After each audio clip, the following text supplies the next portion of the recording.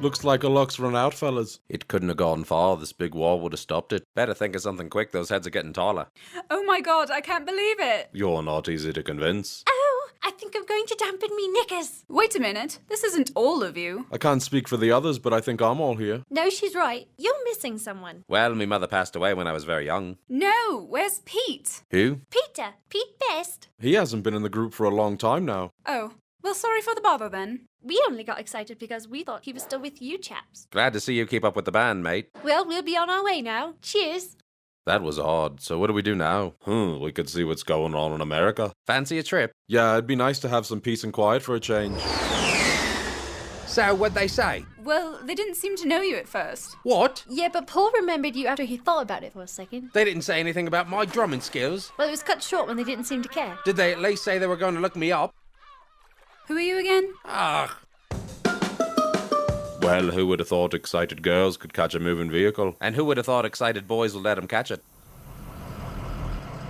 maybe you need a more inconspicuous form of transportation. Something with a bit more mystery to it. A mysterious tour bus. Well, why people would want to see us in person is a mystery to me. I see myself every day and it's not all that great. Well, of course they want to see you lads in person. Everyone wants to see the famous Beatles with the fabulous Pete Best. Who? Oh, come now, you can't tell me you'd forget your most popular mate. Cynthia? No, Pete Best. The best. I bet if you kept old Pete around, you'd be bathing in enough money to afford a proper running vehicle. And you sure wouldn't be sitting here on this hill looking like fools. Well, this is as smart as we can look. Tell you what, I don't want you broke down here outside Strawberry Fields forever. It's really nothing to get hung about. I'm on my way to Mum's for some honey pie and tea, but I'll ring up one of me chums that'll be dying to tow you away. Dying to tow us away? Tow you today.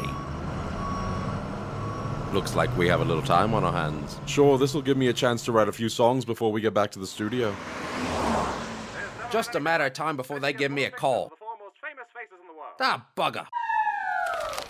I can't get me a proper tan. The bloody sun keeps moving. Well, why don't you follow it?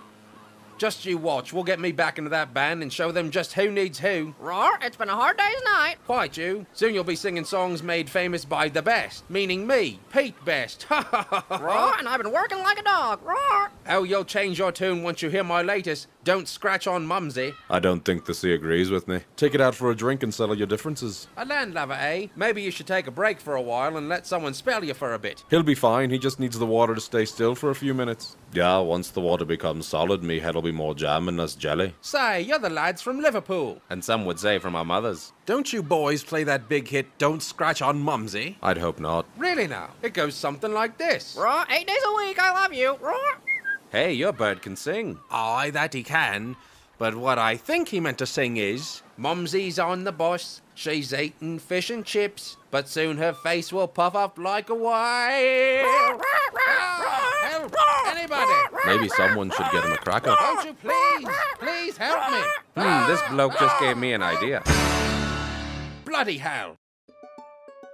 What's MBE stand for? I think it stands for milk, butter, and eggs. Nah, I think it has something to do with medicine. You never made anyone get better. I've never made him feel bad. Good morning, boys. What's that? I say, good morning, good morning. You only have to say it once, we catch on pretty quick. Quite right. So before we meet Her Majesty, there's some proper etiquette we have to review. I just thought we'd say hello. Well, this is exciting. Pete Best and the Beatles here receiving such an honor as this. Well, you're right on one of those counts, Chief. What do you mean? We don't bloody have...